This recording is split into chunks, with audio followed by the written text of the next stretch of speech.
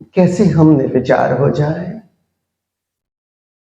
जागरूकता उसका मुख्य बिंदु है, क्योंकि निर्विचार होने के लिए जागरूक होना आवश्यक है और जागरूकता अर्जित करने के लिए ध्यान आवश्यक है। और इस जागरूकता का जो हम अर्जित करते हैं, हमें पूरे दिन अपनी दिनचर्या पर फैलाना है। और हर 2 से ढाई घंटे के बाद आपको 5 से 10 मिनट तक स्वयं पर लौटना। जब तक 5 से 10 मिनट तक हर 2 ढाई घंटे के बाद आप स्वयं पर नहीं लौटेंगे, तब तक ये मान के चलिए कि जागरूकता पूरे दिन तक नहीं रह पाएगी। क्योंकि संसार, हमारा मन हमें विस्मरण की ओर ले जाता है, हमारा हर कृत्य और हमारा पुराना पैटर्न भी। क्योंकि ये पैटर्न कोई हमारा आज का नहीं है, बहुत पुराना है। तो सही स्थिति से, सही तरह से अपनी दिनचर्या को भी देख लो, अपने भीतर जो हो रहा है उसको भी देखो। एक और बहुत प्रमुख बिंदु है जागरण के संदर्भ में, और वो है हमारी ऊर्जा। ऊर्जा का विज्ञान भी थोड़ा सा समझना पड़ेगा आपको। जितनी ऊर्जा हमारे नीचे के चक्रों में प्रवाहित होगी, क्योंकि अब आपने चक्रों को भी ठीक से जान लिया, उतनी हमारी मूर्छा हमें ज्यादा घेरेगी। जितनी ऊर्जा हमारे ऊपर के चक्रों में प्रवाहित होगी, उतनी जागरूकता सहज घटित हो जाएगी। इसलिए जहां तक हो सके अपनी ऊर्जा को भी ज्यादा से ज्यादा समय उर्गमित रखो। अपनी दिनचर्या में एक चीज बहुत प्रमुख है, भोजन और निद्रा। कभी भी पेट भर के खाना ना खाना। अगर आप अपनी ऊर्जा को ज्यादा से ज्यादा ऊपर रखना चाहते हैं तो आप दिन में 3 बार की जगह 5 बार खा सकते हैं, लेकिन कभी भी आपको फुल स्टमक भोजन नहीं करना। वो सम्यकता नहीं है।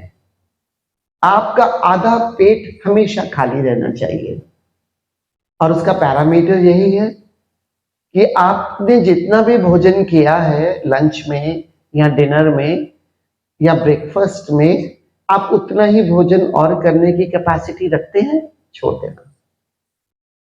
क्योंकि शरीर का भी जो विज्ञान है, जैसा मैंने पहले दिन कहा था, शरीर का स्वभाव, मन का स्वभाव, ये जो साइकोसोमैटिक कॉम्प्लेक्स है, इसको ठीक से जान लो। साइंटिफिकली चलो अपनी अंतर यात्रा में, साइंटिफिकली चलो परमात्मा की अध्यात्म की यात्रा में। ऐसे ही बिना जाने, बिना समझे मत चलना। उससे ऐसा नहीं कि आप चल नहीं पाओगे। 2 कदम चलोगे, 4 कदम लौट आओगे। 3 कदम चलोगे, 2 कदम कभी लौट आओगे। और इसी तरह से आगे पीछे होते रहोगे। एक ओशो ने कहानी सुनाई है, आप सबने सुनी होगी कि एक आदमी ने कुआं खोदना था, तो एक व्यक्ति उसको 1 महीने का टाइम देके चला गया कि आपको कुआं खोदना है। वो एक दिन 2 फुट एक जगह खोदता था, दूसरी जगह 2 फुट दूसरी जगह खोदता था, तीसरे दिन तीसरी जगह पे खोदता था। आखिरकार कुआं तो खुदा नहीं, पानी तो निकला नहीं, प्यास तो बुझती नहीं। ऐसे ही कुछ कुछ हमारा मन है, ये भी कर ले, वो भी कर ले, ऐसा भी कर ले, वैसा भी कर ले, ये प्रयोग भी कर ले, यहां से भी सीख ले, वहां से भी सीख ले। मैं इतना हैरान होता हूं कि इतना सभी सीखो, जीवन में ले आओ, फिर और इतना सीखो, फिर जीवन में ले आओ, फिर और सीखो। कम से कम जीवन में पूरी तरह से नहीं आ सकता, उस मार्ग पर चलते तो चलो। आज एक मार्ग से चलना चाहोगे, कल दूसरी जगह से चलना चाहोगे, तीसरी जगह से चलना चाहोगे। ये भी ज्ञान अर्जित करने की कामना है। कामना को इतना ना समझना कि भोग की कामना है, या धन की कामना है, या यश की कामना है। ध्यानियों के लिए सबसे खतरनाक ज्ञान की कामना है। सूक्ष्म तल पर बस ज्ञान एकत्रित कर ले, जहां से मिलता है वहां से ले लें। और एक बहुत ही सुविधा है कि आप लोगों के हाथ में पूरा जगत है और पूरे जगत का ज्ञान है। साइंस को धन्यवाद भी करता हूं और एक ही समय में थोड़ी सी भीतर पीड़ा भी जागती है कि काश इतना साइंस को तरक्की करनी भी चाहिए थी या नहीं। अब तो और आर्टिफिशियल इंटेलिजेंस, सब एक चीज खोजो 20 चीजें आ जाएंगी। एक बार स्पिरिचुअलिज्म डालो 50 तरीके आ जाएंगे और फिर और कंफ्यूज हो जाना रोज पढ़ के।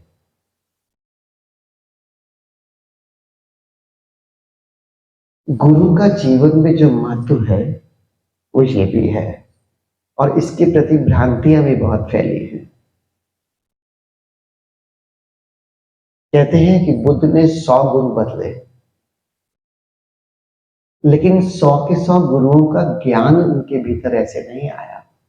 ज्ञान उतना ही जो एक मार्ग के लिए सहयोग करता है। एक मार्ग मतलब आपने निर्धारित करना है आपकी ऊर्जा, आपने निर्धारित करनी है आपकी जागरूकता, आपने निर्धारित करना है आपके मन की शांति।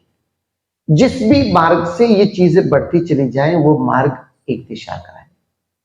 लेकिन कभी भी अगर आप ये अपने भीतर मूल्यांकन करो कि कल मेरी जागरूकता ज्यादा थी और आज मेरी जागरूकता कम हो रही है, या कल मैं ज्यादा शांत था आज मैं अशांत हो रहा हूं, उसी समय अपने आप पर में थोड़ा देखना, स्वयं पर दृष्टि डालना, भटकना मत।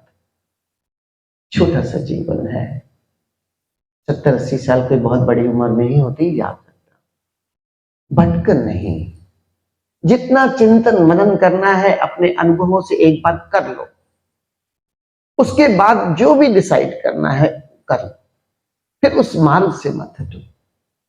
मैं नहीं कहता कि ए चुनो या बी चुनो या सी चुनो या डी चुनो, आप स्वतंत्र हैं, आप इंटेलिजेंट हैं, स्वयं डिसाइड करो क्या करने से मेरे भीतर क्या परिणाम होता है। एक बार सब कुछ करके देख लो, 1 हफ्ते के लिए, 1 महीने के लिए, कोई प्रॉब्लम नहीं है। 3 दिन एक कुछ करो, 3 दिन एक करो, 3 दिन एक करो, लेकिन 1 महीने के लिए स्वयं पर निरीक्षण करना मत भूलना और फिर डिसाइड करो। और एक बार जो एक डिसाइड कर लिया फिर बस हो गया। समझो और चलो। ऊर्जा का जीवन में बहुत महत्व है और इस ऊर्जा की जागरूकता और ऊर्ध्वगमन ये आपकी आध्यात्मिक यात्रा में बहुत सहयोगी है। तो हमेशा ऊर्जा का ऊर्ध्वगमन हो, निद्रा पूरी होनी चाहिए, कभी भी शारीरिक व्यायाम इतना ना करना कि शरीर बहुत ज्यादा थका थका महसूस हो। अपने शरीर को सुनो, मित्र है आपका। अपने मन को भी सुनो, मित्र बनकर, मन ही बनकर नहीं, 2 चीजों का भेद समझना। वो शरीर और मन से दुश्मनी साधने के लिए नहीं कहते।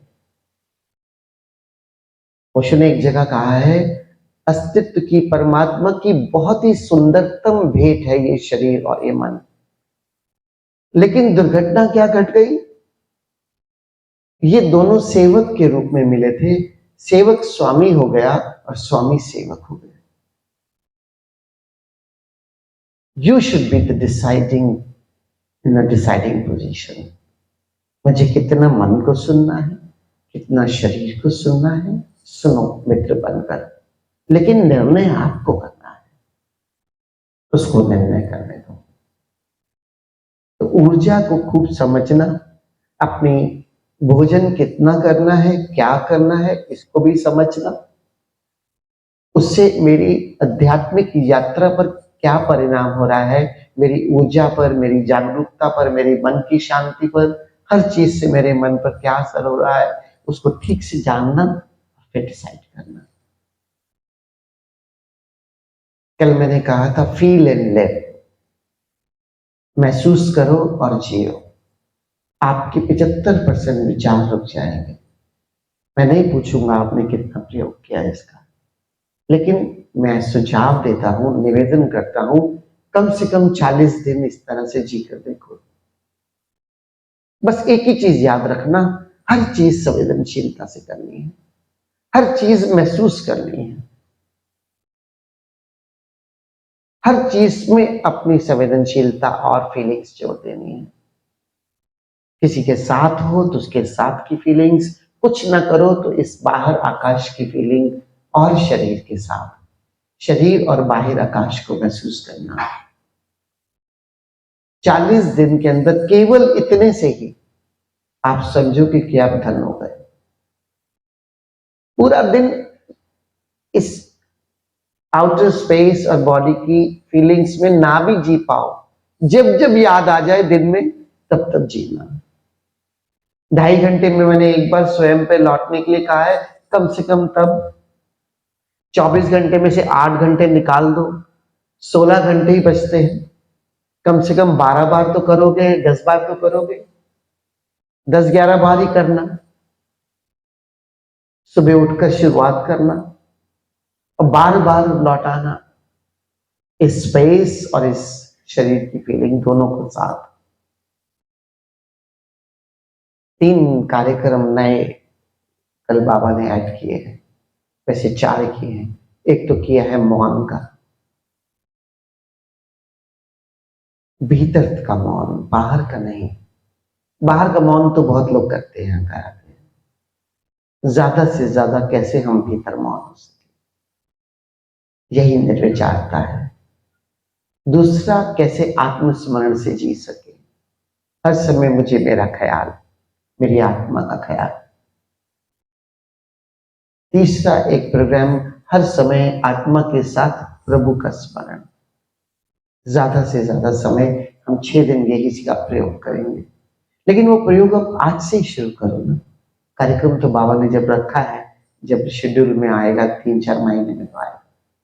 अभी से ही आज जा रहे हो, स्पेस और बॉडी दोनों के स्मरण में जीने का प्रयोग करो।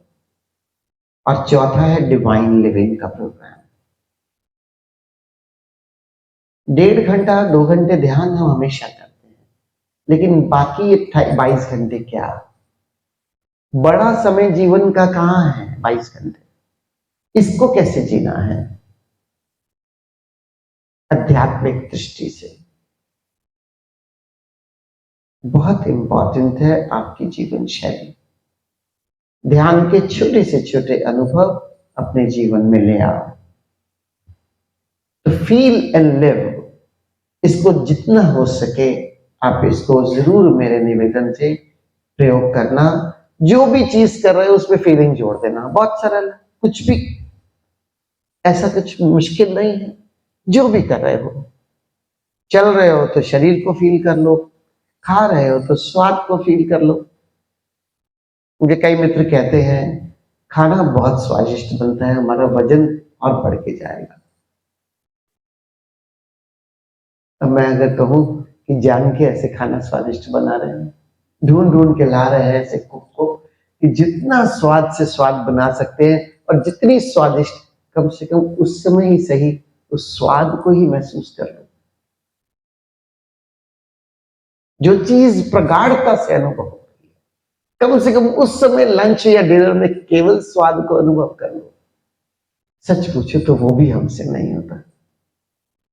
2 मिनट स्वाद लगता है जिस चीज का, फिर तो मैकेनिकल, बस अंदर फेंके जा रहे हैं कि पेट भर जाए और भोजन जल्दी खत्म हो जाए, उसके बाद मित्रों के साथ घूमना है, या बाबा का गाना है वहां जाके मित्रों के साथ गाना गाना है। छोटी छोटी बातें हैं जो विश्व कह रहे, छोटी छोटी बातें।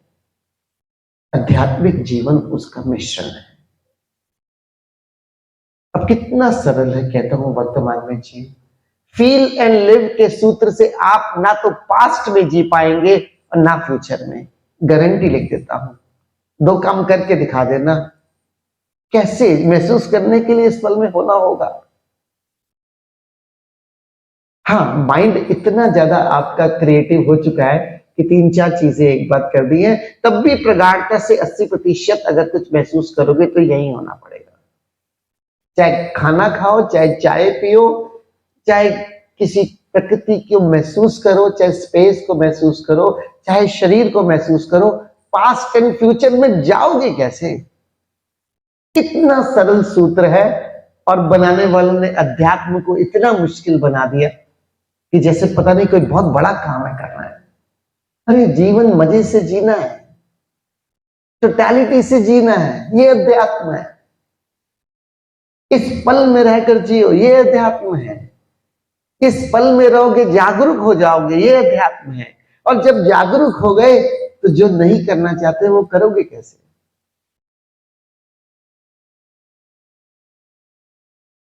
बहुत सालों से ध्यान करते हो ना, इतना सरल कभी नहीं पता चलेगा तुम्हें ध्यान। क्यों? क्योंकि बताने वाले अपनी महानता कैसे बताएंगे। बहुत खुशकिस्मत है हम जो पापा और माँ हमें मिले। सरल लोग, गुरु भी नहीं कहते अपने आप को, सरल चित्त से समझाते हैं और सरल ही जीवन जीते हैं। उनके साथ जियो तो पता भी नहीं चलेगा कि क्या है। ऐसा अध्यात्म हम सबके भीतर होना चाहिए, और तब वो कहावत पूर्ण होगी, हीरा पायो गांठ गठियायो, काहे दूरे खोले रे।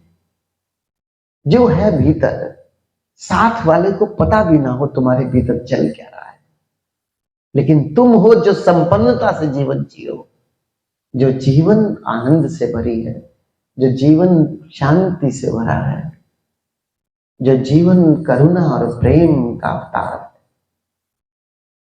इस तरह से जीवन जियो। फील एंड लिव, मेरा ये मंत्र, इस प्रयोग में जरूर जरूर उतरना, बहुत लाभ होगा।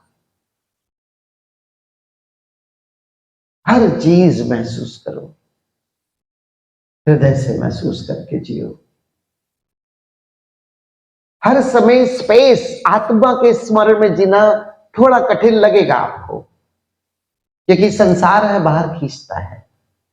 इसलिए मैं समझता हूं ओशो ने जो मार्ग दिया, thinking to feeling and feeling to being, इसमें जो मध्य है, हमेशा मध्य बिंदु महत्वपूर्ण होता है, और वो है फीलिंग्स का, जिसमें बहुत सारे घंटे आसानी से जिया जा सकता है। और जब जब मौका मिले बीइंग में शिफ्ट हो जाओ, क्योंकि थिंकिंग से बीइंग में जंप लेना मुश्किल है, लेकिन फीलिंग से बीइंग में जंप लेना बहुत आसान है। जब आप महसूस कर रहे हो, आप वर्तमान में हो, और वर्तमान के क्षण में हो तो जागरूकता है। अब उस समय एक ही सेकंड लगता है अपने भीतर की स्पेस को या अपनी आत्मा को महसूस करना, तो आसानी से इन दो तलों पर आ जा सकते हो।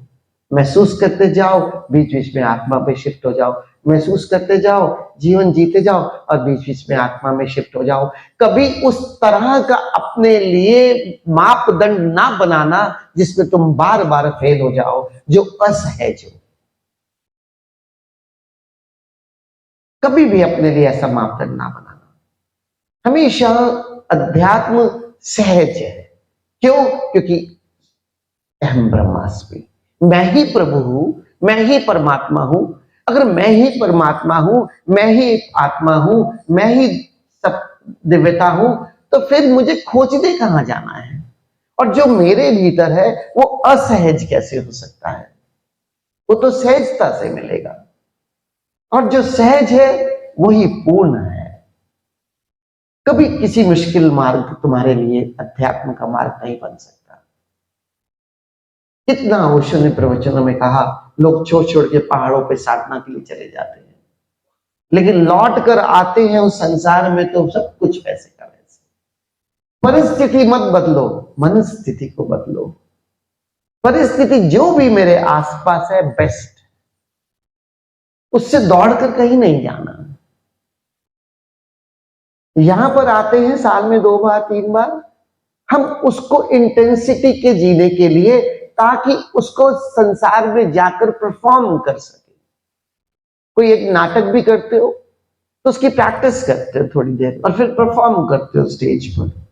ये संसार हमारी परफॉर्मेंस का स्टेज है, जो हमने प्रैक्टिस 6 दिव्य की, जो यहां पर हमने सीखा। लेकिन यहीं रह जाने को नहीं कहते कि हमेशा यहीं रह जाओ, फिर भ्रम पैदा हो जाएगा। यहां का जो वातावरण है वो तो दूसरा होगा, फिर भ्रम पैदा हो जाएगा कि मैं आध्यात्मिक हो गया। नहीं, यहां रहो, फिर जाओ परफॉर्म करो, 2-3 हफ्ते परफॉर्म करो, बहुत समय है, फिर 2-4 हफ्ते के बाद आ जाओ फिर सीखने के लिए। लेकिन जाकर परफॉर्मेंस मत भूलना, नहीं तो यहां आना भी व्यर्थ हो जाएगा। एक भी चीज लगे कि हाँ ये करने जैसी है, उसी को परफॉर्मेंस बना लेना।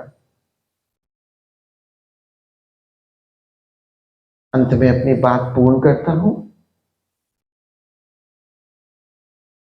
निर्विचारता ज्यादा से ज्यादा इसे साधो, फीलिंग में जियो, विचार कम रहेंगे, जागरूकता, थोड़े से विचार भी अगर आएंगे तो उन्हें टैकल करना बहुत आसान होगा। और जिस शून्यता और निर्विचारता में जियोगे तो जो काम और क्रोध से हम, कामनाओं और क्रोध से जो हम मुक्त होना चाहते हैं, उनके जैसे ही कोई रिपल विचार भी उठेगा, उसको निपट नपट वहीं पर ही उसको डील करके वहीं पर ही उसे सेटल कर दोगे, एसोसिएट नहीं होंगे। और जब देखते रहोगे, उनसे दूरी रहेगी, वो कभी भी आपको फोर्सफुली, आप मूर्छा में उस कृत्य में नहीं उतर सकते। सीधा कामनाओं और क्रोध से मत लड़ना, जागरूकता से, फीलिंग से, और जो जो यहाँ पर जो हमने सूत्र सीखे उस तरह से इनसे मुक्त होने का प्रयास करना। सब कुछ प्रैक्टिकल है यहाँ पर, और आप वाकई थोड़े समय में पाएंगे इंटेंसिटी एंड ड्यूरेशन कम होता जा रहा है, दुख का भी और क्रोध का भी। कामनाएं दुख लाती हैं, क्रोध अशांति और पश्चाताप लाता है। ड्यूरेशन और इंटेंसिटी कम होती जाएगी और बहुत जल्दी आप मुक्त हो जाएंगे।